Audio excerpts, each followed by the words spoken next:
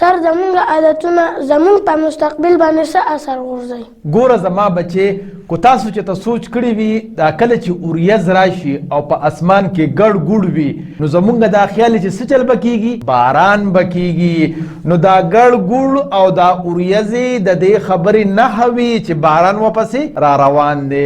نو همدغه شانتې زمونږ ښه عادتونه زمونږ د ښه او د روحانه مستقبل نښې نښانې وي او زمونږ بد عادتونه زمونږ د بد او د برباد مستقبل نښې نښانې دي. ګوره زما بچې، کامیاب جون او ناکام جون ناګهانه نه جوړیږي، بلکې د دې په شا باندې مستقل یو مهنت وي او کلونه پراته وي. ځکه خو قابل اجمیری د اردو یو شاعر دی، هغه وایي چې وقت کرتا ہے پرورش برسو حادثہ اکدم نہیں ہوتا. وی په کلونو باندې وخت د دغه سیس پرورش کوي او حادثه ناګهانه نه راځي. نو دغه شانتې بچې د چا چې روښانه مستقبل وي نو هغه ناګهاني طور باندې روښانه کیږي نه، بلکې د هغې باندې کلونه رستو لګېدلی وي. او چې د چا مستقبل برباد وي نو د هغې په شا باندې هم کلونه پراته وي. نو که چېرې تاسو په ژوند کې ښه عادتونه اختیار کې نو انشاءالله العظیم ستاسو مستقبل به روښانه وي او کامیاب به وي.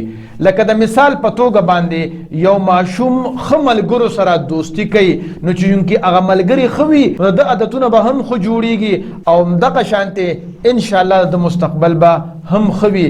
لکه دروغ نه ویل دا ښه عادت دی، سحر وختي پاڅېدل دا ښه عادت دی، او د مشرانو ادب کول دا یو ډېر ښه عادت دی، او په خبره باندې سوچ کول دا یو ډېر ښه عادت دی، او د خپل رور مسلمان سره مینه محبت کول د هغه عزت کول دا زمونږ یو ښه عادت دی. نو که داسې قسمه عادتونه زمونږ او ستاسو په ژوند کې وي نو زمونږ او ستاسو مستقبل به هم روښانه وي او انشاءالله معاشره به هم روز په روزه ترقي کوي. خو که چېرې د یو ماشوم دوستانه د غلطو ملګرو سره وي نو یو نه یو ورځ به د دې ماشوم زندگی به هم بربادیږي او د هغې وجه به څه وي؟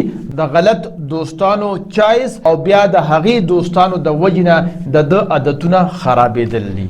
ګوره زما بچې، زمونږ ښه او بد عادتونه زمونږ منزل ته د رسېدو غټه نښه وي. د مثال په توګه باندې که چېرې تاسو د سوات کې د بس اډې نه د کراچۍ په بس کې کینې نو تاسو به کوم خوا رسېږئ؟ ډیفینټلی تاسو به کراچۍ ته رسېږئ. داسې خو نشي کېدی چې تاسو د کراچۍ په بس کې کینې او ورسېږئ اسلام آباد ته، بلکې خامخا به کراچۍ ته رسېږئ. نو دغه شانتې که چېرې مونږ روزانه په بنیاد باندې ښه عادتونه اختیار کو نو زمونږ به مستقبل به هم ښه جوړیږي او روښانه به وي. او که چېرې مونږ د روزانه په بنیاد باندې غلط عادتونه اختیار کو نو زمونږ مستقبل به هم غلط او بربادیږي. د خدای دپاره پښتنو سانونو پیژنئ، ستاسو دپاره خو به ځان له پیغمبر نه راځي.